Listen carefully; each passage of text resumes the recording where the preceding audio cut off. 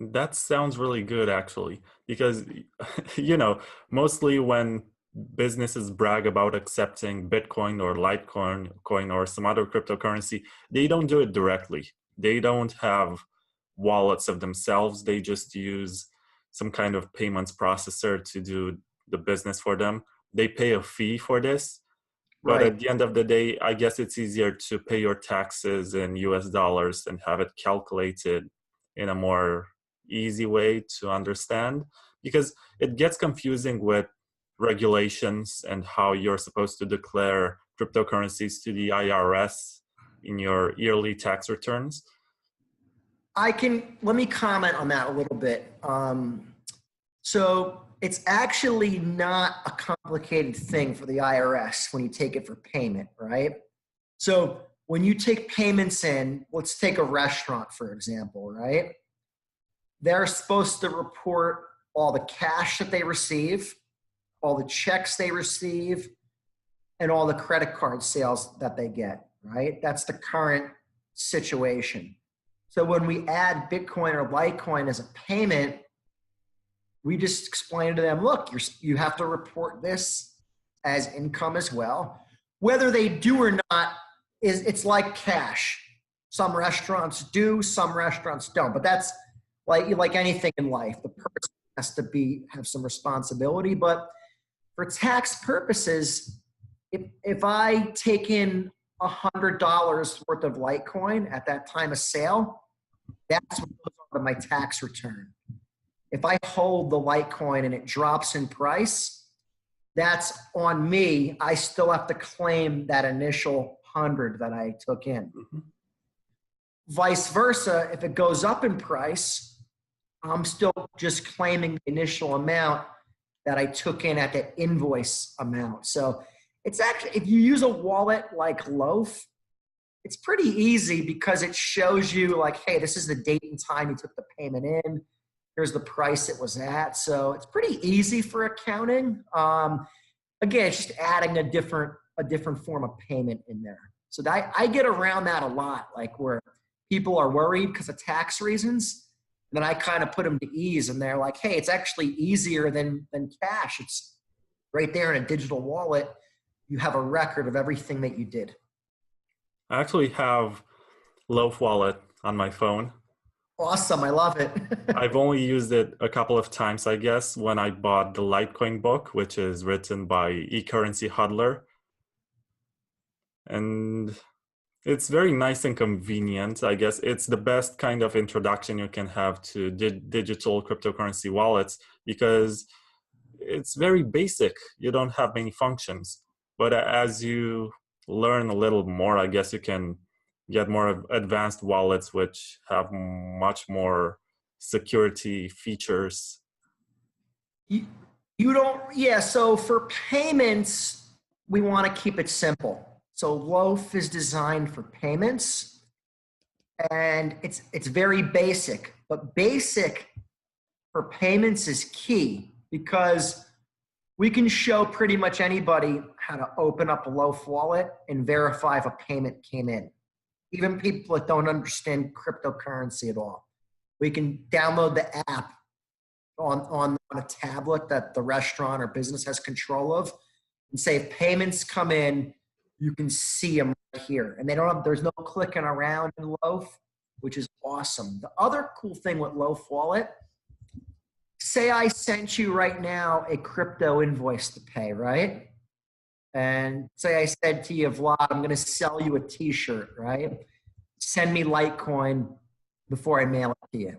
I'm just going to tell you I'm going to send you a crypto invoice, right?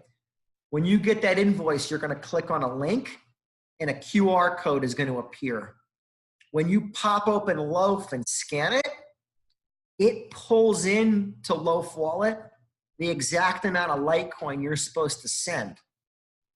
So you don't have to put in the right amount. You don't have to be pressing any buttons. All you're doing is scanning the code and hitting send. So it makes it for online shopping, it's actually much easier to use cryptocurrency, especially if you're using it in a wallet like Loaf, than it is to use a credit card. So I'm just trying to spread the word to people that, hey, this is actually easy to use. It's not something to be afraid of. So adoption is coming. It's just going to take a little bit of time. Yeah, I agree. And I guess you take advantage of the low fees that you have in Litecoin. And I saw an announcement that the developers are planning to reduce the fees by 10 times, which is incredible. So That's awesome. Yeah, it's going to be amazing. we used to pay like what, 5 cents for one transaction, and now it's going to be zero point 0.5 cents.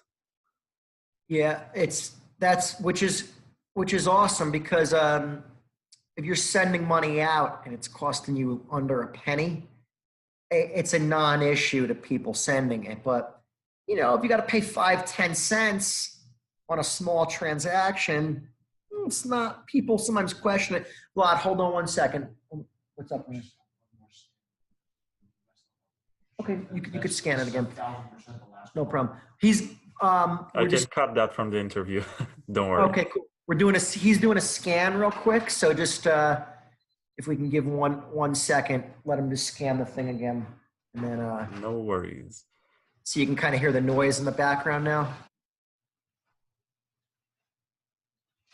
But when I'm getting interviewed, we shut down commerce at Nationwide.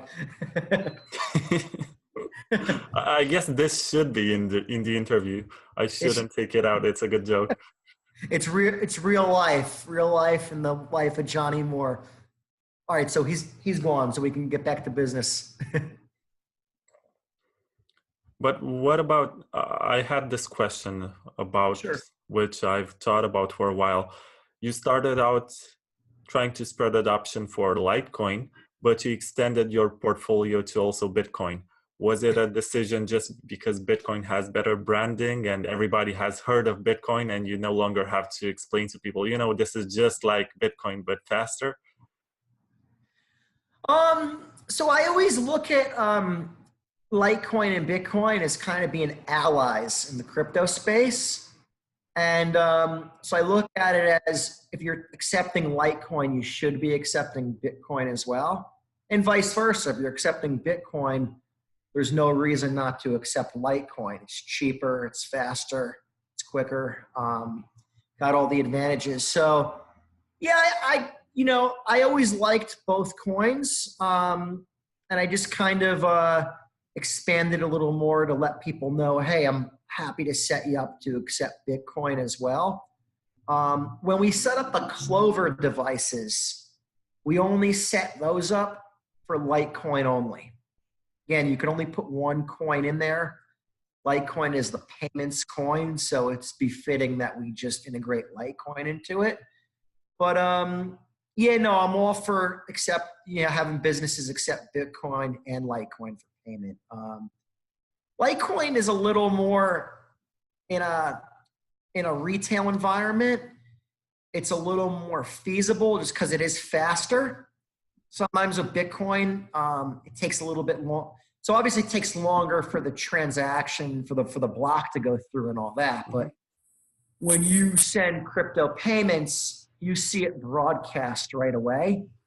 As long as with Bitcoin, it just seems like it's slower to broadcast. And so it's just Litecoin is always faster to broadcast. The block clears faster. So it's definitely better for your over-the-counter stuff.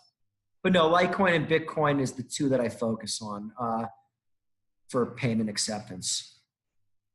Do you have any good stories or people coming back to you after you set them up to accept Bitcoin and Litecoin, telling you that they have made such a great decision and their business has grown due to this decision? So the cool thing is most businesses that we set it up for, they get a lot of people talking about it, they say. And they get a lot of people asking them questions because they see the sign, which is awesome. So that's more my intention than anything, is I want it to be seen. And I want it to be known that in people's minds, that I don't want people to think of Litecoin and Bitcoin as a stock, right? Americans think it's like buying Apple stock. and it's not. They need to think of it as a currency first. And then if they like it as a currency, well, then invest in it if you like it as a currency. So I think the fact that it's being seen more as a payment, people are kind of like, oh, like, gee, I didn't realize I can spend this stuff and use it for payment. So that's really like rewarding to me. I've had a few businesses that have told me they've made sales that they wouldn't have made otherwise because they're accepting this, that they maybe got a phone call from out of the area. Like I have a jewelry store that said that he doesn't want to take credit cards over the phone because there's a high risk of fraud. So he had somebody that really wanted to buy something, and he said to him, look, if you can pay with Litecoin or Bitcoin, I'm happy to sell it to you. And the person said, sure, I have some Bitcoin. And I actually sent him Bitcoin in that case, but it was very, he called me up, he was excited. He said, I sold some jewelry. The guy paid in Bitcoin, and he was confident selling it. So I'm getting a lot of good feedback from it. Like nobody's angry that they set up to accept it. Everybody's like very positive. Gets them out there too on social media, which is cool. So Twitter, we have a buzz going. So if they, I urge all the people that accept it, hey, set up a Twitter so we can tag you in the tweets, and the people that are into this can follow you and then come in and spend their Litecoin with you as a merchant. So all good feedback so far. What about the Clover POS? Because I guess that was the greatest discovery that you've made, that there are millions of devices spread around the United States, and you figured out how you can input Litecoin so they can accept crypto payments. So do you think that you can actually make an important or considerable percentage of those who own Clover POS devices to accept cryptocurrency? I don't see why not. We got to get to all the people and talk to them, but and keep promoting it online so they know that it's an option that they can use.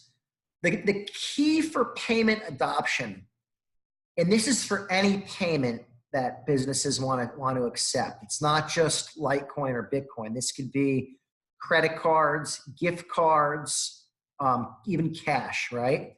It has to work in their existing environment.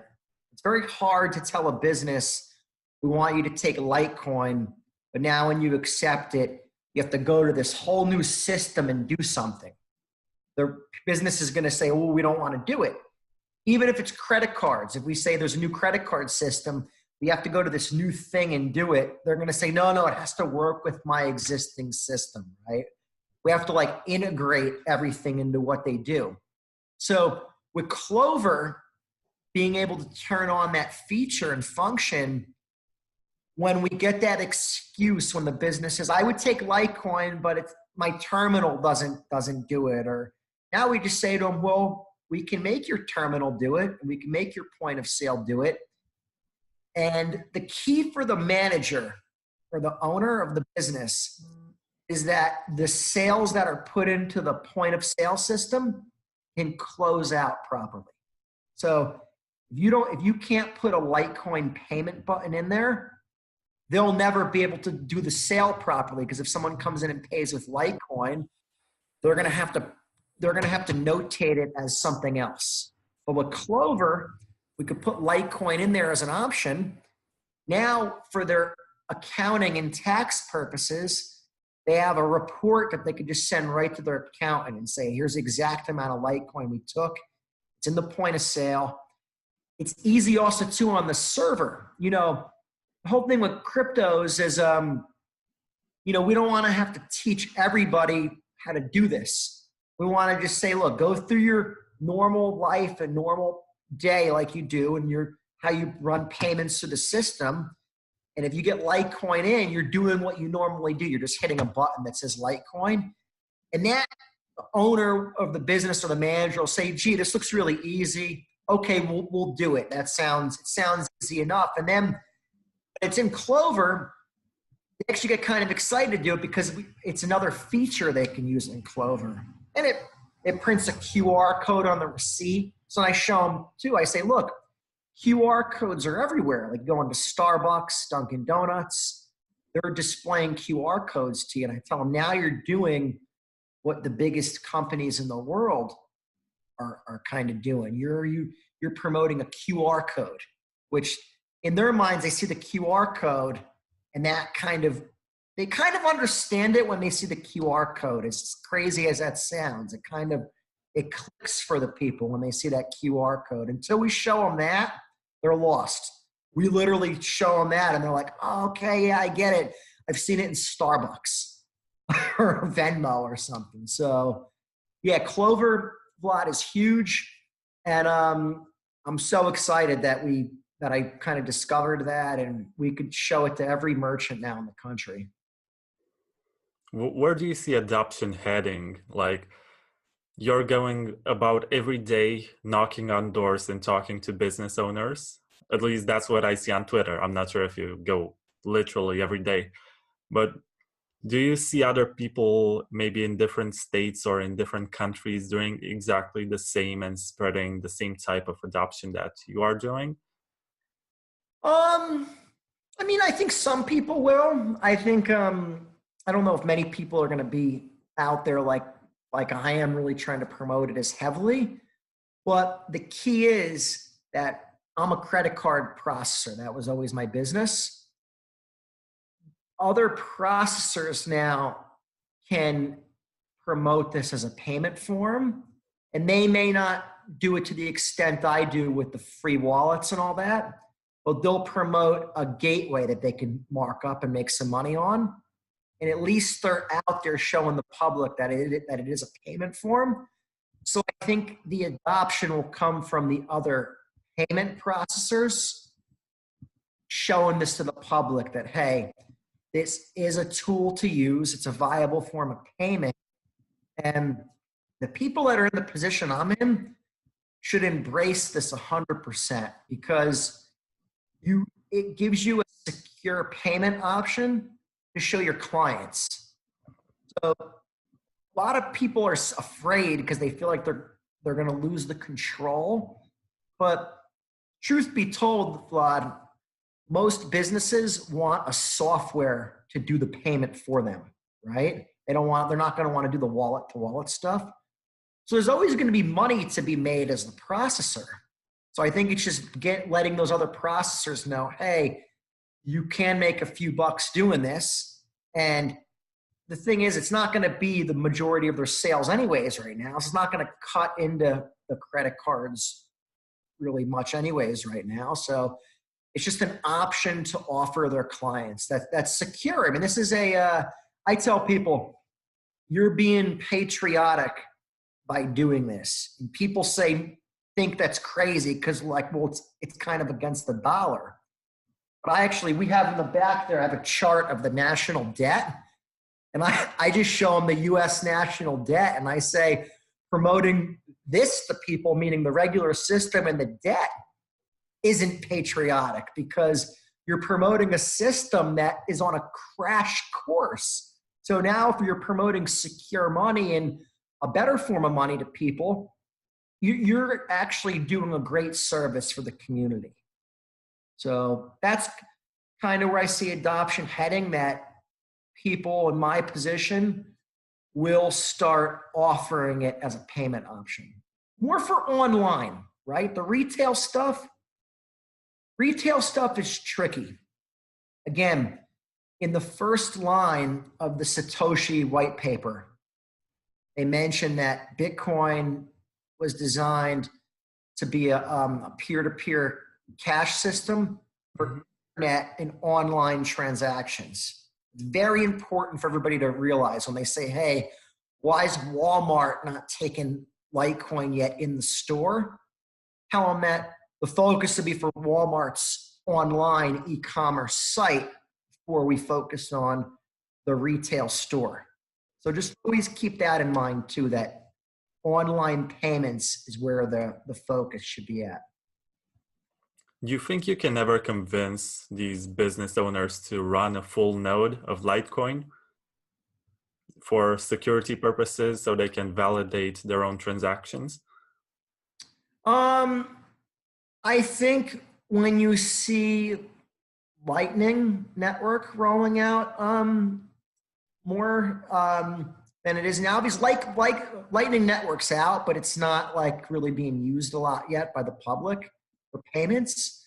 So I feel like as that's really going to be used, businesses will have more incentive to run their full node. Right now, I don't think there's really the business doesn't have any incentive to do it. So it's all incentive based with the business. But even if they run a Lightning node, they're only going to get a few cents. And the gears to run the node cost about $400 right now. Well, obviously, I'd expect the fees will come way down to do that, as it's more like anything, as it's out there for longer, the price gets cheaper. So again, it's got to be the need for it right now. Like right now, a business can take cryptos and they don't have to, or they take Litecoin, they don't have to run a full node to validate what's going on. So it'd be hard to convince a business right now to run a full node.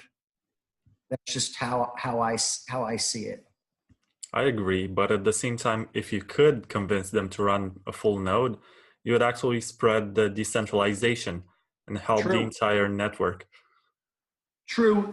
So that's very important to us, right? That's why I'm here. I want decentralized money is really important to me, right?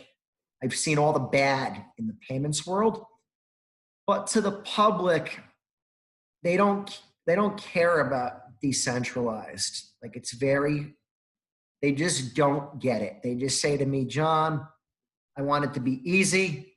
I want money to go to my bank. That's it. So until they have the real incentive to do it, where I think when Lightning Network is used more, you're going to see a lot more adoption, a lot more Bitcoin and Litecoin payments coming in. Then the business, again, has that incentive to run it if they're getting a lot more transactions. It's all about the demand and the volume. So I just think in time, we'll be able to convince more businesses to do it, but not just yet. I saw your panel from the Litecoin Foundation conference, which took place in September. And I guess I really appreciated how candid and honest you are about how you got into Litecoin and how you view it and how you approach it, even as a private person in relation to your wife. And could you summarize that in a few minutes, just so our viewers can skip that 30-minute speech? Sure. So I kind of started out, I talked about a lot of the problems that exist in the credit card payments world, right? So the public doesn't notice the problems because they walk around with a plastic card and get points, rewards points, and they think, hey, this system works great. So I brought light to what we call credit card chargebacks, which is when the business loses money after they take a credit card payment in. It's important for your audience to know that a credit card sale is never final. The business can lose money for up to 6 months. So you're never really fully confident taking that credit card in, okay? So I brought that up. Second thing I brought up, I talked about what we call a cash reserve. Cash reserve, a lot of businesses that sell online, they can't just start processing credit card payments. They have to fund an account that we call a cash reserve. And I've been working with one business in particular. If I wanted to set him up to process credit card transactions, he would have had to fund $10 million into a cash reserve, just for the privilege of processing payments. The public doesn't understand that this goes on. So again, that business type could only exist if they're backed by really wealthy people that can fund this $10 million reserve. I mean, I could never start a business like that and say, I'm going to take credit card payments. I don't have millions of dollars behind me to do it. So I brought up that. And then I just said how like a lot of the problems that Litecoin solved. So one that the audience loved at the summit was I said about how it offers a discrete payment option. And when I say that, people think a lot of times I'm referring to something bad. They say, well, gee, John, are you trying to buy drugs? Are you going on the dark net? What are you hiding from, right? And I tell them that because you want a discrete form of payment doesn't mean you're doing something bad. So I explained to the audience that I'm married, right? And like most married people, you share the accounts with your wife, right? Or significant other. You have the same checking account and you use the same credit card accounts, right? So when holidays come around, it's hard for me to buy any type of present for my wife because she knows what I'm buying. So I told a story about flowers, that I bought my wife flowers one time. And before she even got the flowers, she saw the charge on the credit card, called me up and said, did you buy flowers?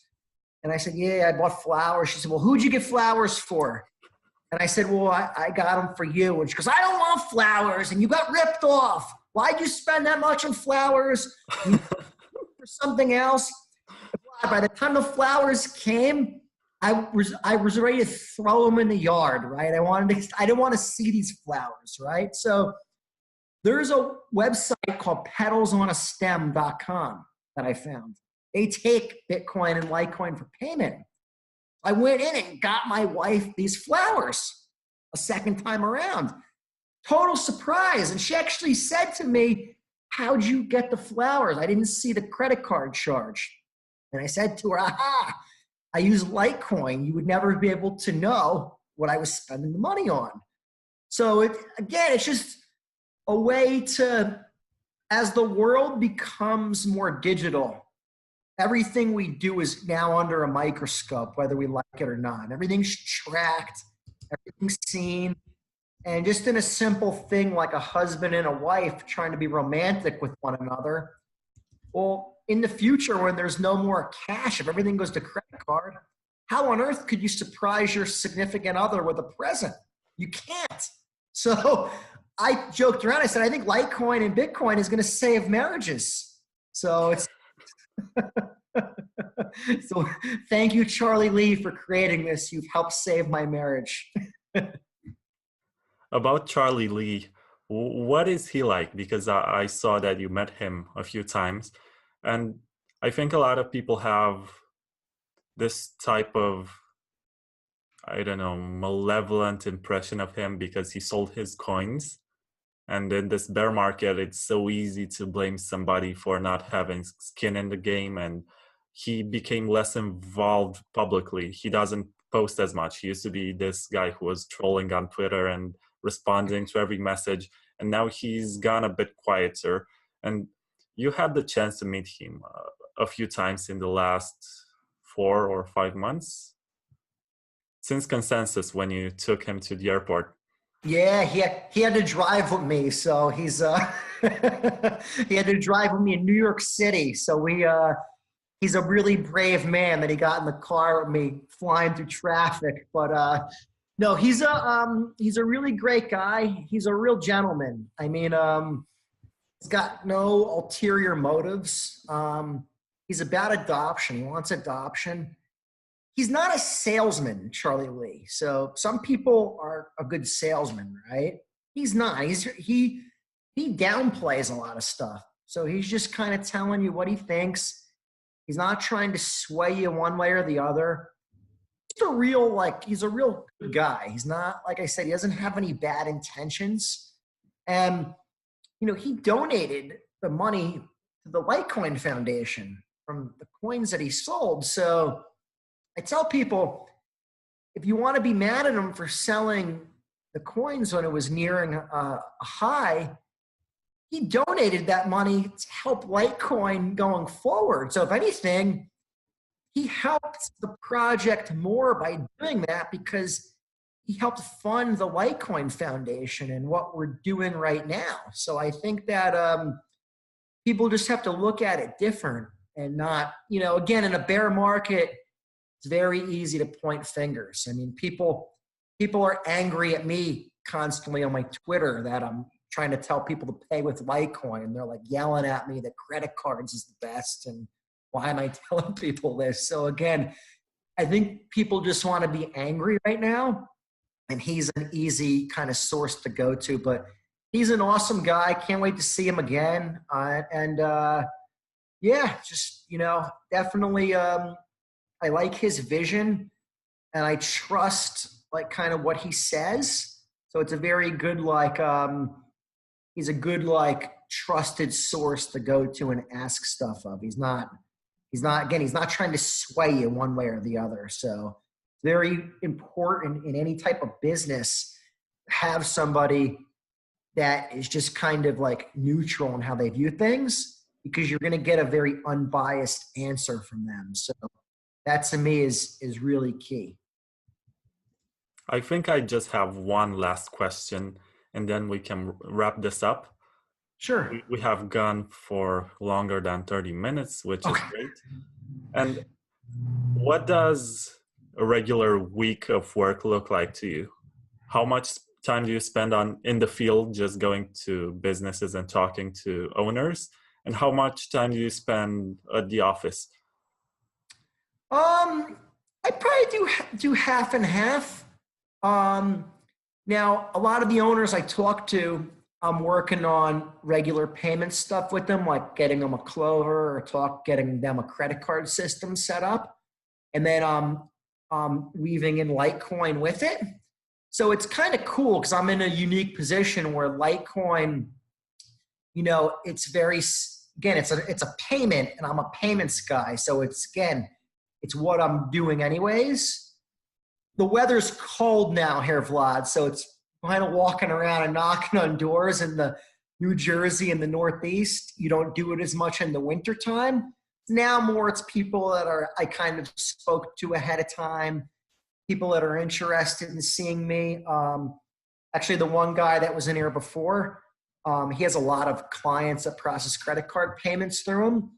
He actually finds me a lot of people too that are interested in processing Litecoin. So he set up a big meeting for me next week with a very fancy restaurant, and they're part of a restaurant group. And they want to talk about accepting Litecoin for the whole restaurant group, which is awesome because now we're not talking about one restaurant. We're talking about a lot of restaurants, which is definitely so awesome. So again, I spend a lot of time at night too working on stuff. Like, every day I'm doing stuff for Litecoin. So I do a lot of stuff at night with I get a lot of people on Twitter ask me questions. I help answer emails for the Litecoin Foundation for people that want to pay with Litecoin. So, and again, a lot of people they're not in the East Coast. So I kind of will sometimes work around their schedule. If they're in the West Coast or maybe they're in Europe or somewhere, and I got to kind of work at a different time. So when my biggest push now is going to be, Vlad, is going to be colleges. I want to get out to a lot of colleges and universities in the Northeast and promote adoption there, because I want to go where people are going to be the most interested in Litecoin. And if we go to places where they have a young audience spending money, they're going to get a lot more people that want to actually pay with Litecoin. And the businesses have more interest there because we say to them, this is a payment type that appeals to kids. So don't you want to appeal to the kids? So they welcome it more than if we went through a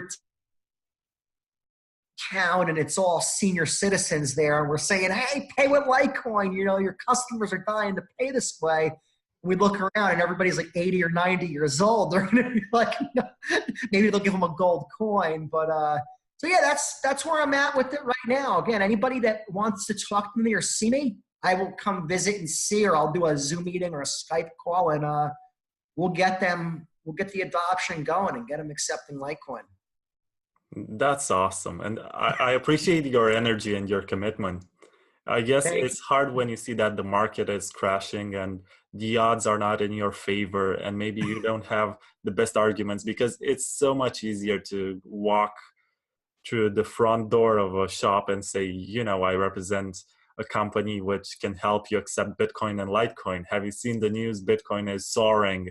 And it has reached a new all-time high and people can't wait to spend it. You're very true, but I tell everybody, anybody is depressed and has crypto depression, get on a quick call with me and you'll be quickly motivated again. So I'm like the happiest camper every day. Litecoin, even in the worst bear market, puts a smile on my face. So this is like, I love this stuff. I love talking about it. So if you're ever down in the dumps, find me on Twitter, say, hey, John, I need a quick pep talk with you. I'll have you running down the street screaming Litecoin after the call. So I'm always motivated. I guess this is the last comment, but I can see a certain similarity between what you do and what Roger Ver used to do when he was in Bitcoin in 2012, 2013. He used to do kind of the same, but he was more focused on big businesses, on corporations and banks, and he was trying to get Bitcoin on Wall Street. And he helped create the Bitcoin Foundation. But you are much more focused on the small folks. And I guess that's where the adoption should come from. Yeah. It's because I have a confession to make. I really hate banks and big institutions. So in my mind, I don't want to be associating with those people. I want to get out there and help the public with this stuff. This is not about banks and institutions. This is the people's currency. So I want to just be known to the public that I'm a guy that is helping people. I don't want to ever be dealing with big banks and institutions. I want to help people at the individual level. And there's plenty of other people in this space that want to make deals with big banks. And we need those people too. I mean, I'm not going to be in a suit shaking hands with CEOs of banks. It's not in my DNA to do that. I might come in a pay with Litecoin sweatshirt and a hat like a regular guy and shoot the breeze with you. But I can get dressed up if needed to talk to a law firm or a nicer business. So if anybody sends me a referral and says, John, can the Litecoin shirt for this one, wear a collared shirt or something, I will do it. But you're exactly right, man. I want to get out there and I want to talk to the people. That's what I'm here for. So thank you again for having me on. I'm really happy that we did this, and best of luck, I guess. It's difficult in these times. It's cold and the market is also cold, or maybe colder than the weather. That's all right. Stay tuned to my Twitter. If anybody's out there, I'm Johnny Litecoin on Twitter. I have a lot of places coming up in the next few months that are going to be coming on board accepting Litecoin. So we are making New Jersey the pay with Litecoin state in the US. So if you come to Jersey, load up your Loaf wallets. I got the businesses to send you to pay with Litecoin. And most of them will give you a discount as well. So take care, guys. Bye. I can't wait to come to New Jersey. Nice. I'm buying you dinner when you come in there, all right? Oh, awesome. Thanks for again. this. Bye.